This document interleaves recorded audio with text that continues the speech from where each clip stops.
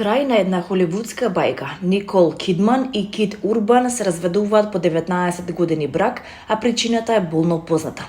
Во вест што ги шокираше Холивуд и ги растажи фановите широм светот, еден од најстабилните и најомилените парови, Никол Кидман и Кит Урбан, објавија дека се разведуваат по 19 години брак.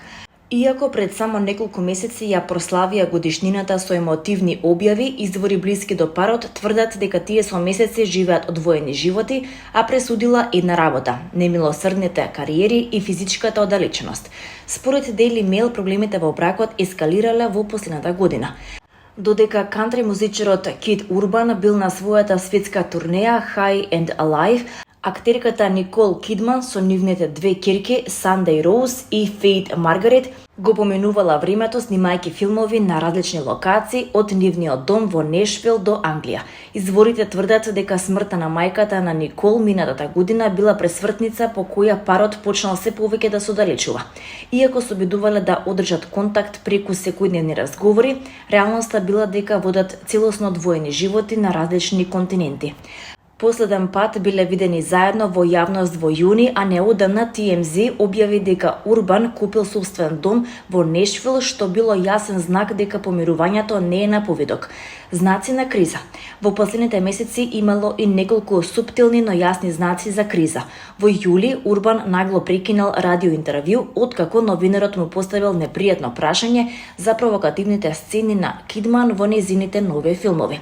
Самата Никол пак во септември минатата година, промовирајќи ја серијата The Perfect Couple, изјавила дека не постои совршен брак.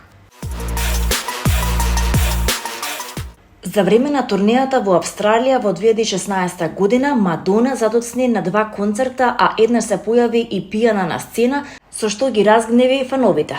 Тој период сини Роко одлучил да живее со татко му Гај Ричи, а пејачката мислела дека го изгубила, па размислувала и за самоубиство. Во 2008 година Мадона се разведе од режисерот Гај Ричи, но битката за старателство траеше подолго. Во 2016 година синот што го доби со режисерот Роко одлучи дека сака да живее со татко му, што се одразило на вистина лошо на менталната состојба на пејачката.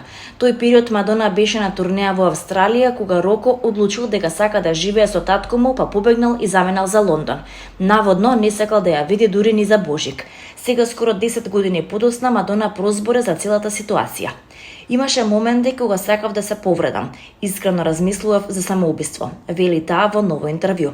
67 годишната пејачка се плашала дека ќе го изгуби старателството над синот Роко, кој тогаш имаше 16 години.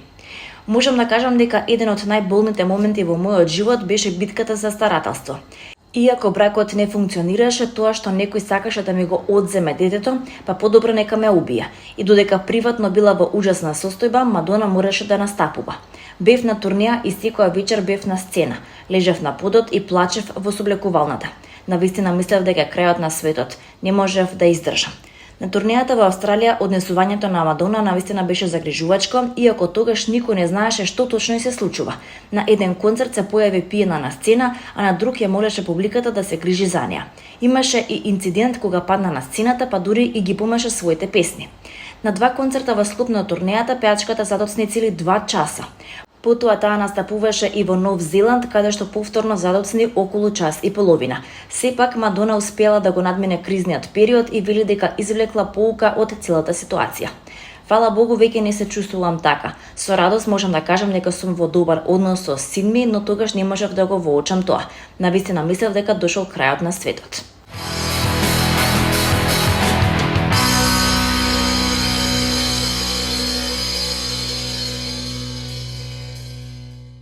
Филмот е скапа уметничка форма и бара големи вложувања, но е важно да се инвестира во уметноста и во младите сили, вели во интервју за Мија композиторот Кирил Джајковски, годинешен добитник на наградата Голема звезда на македонскиот филм, што се доделува на браќа Манаки и кој како што изјави, за него е награда што ќе има посебно место не само на неговите витрини, туку и во неговото срце. Во однос на соработката, за да имаме успешен резултат, мора да постои синергија меѓу режисерот и композиторот. Композиторот ја следи визијата на режисерот и она што режисерот како порака го испраќа со тој филм, но слободата и довербата се исто така многу важни за да има креативен процес од двете страни.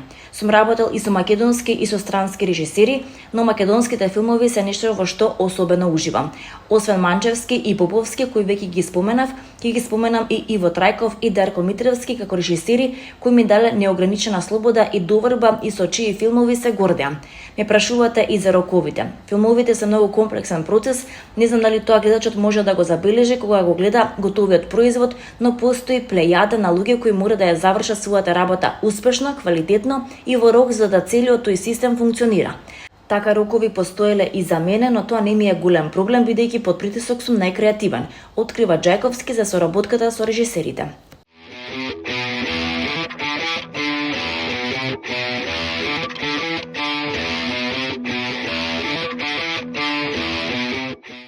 Божо Вреќо, најпознатата босанско-херцеговска звезда на денешницата, на 21 ноември 2025 година доаѓа во Скопје каде што ќе настапи во Македонската филхармонија.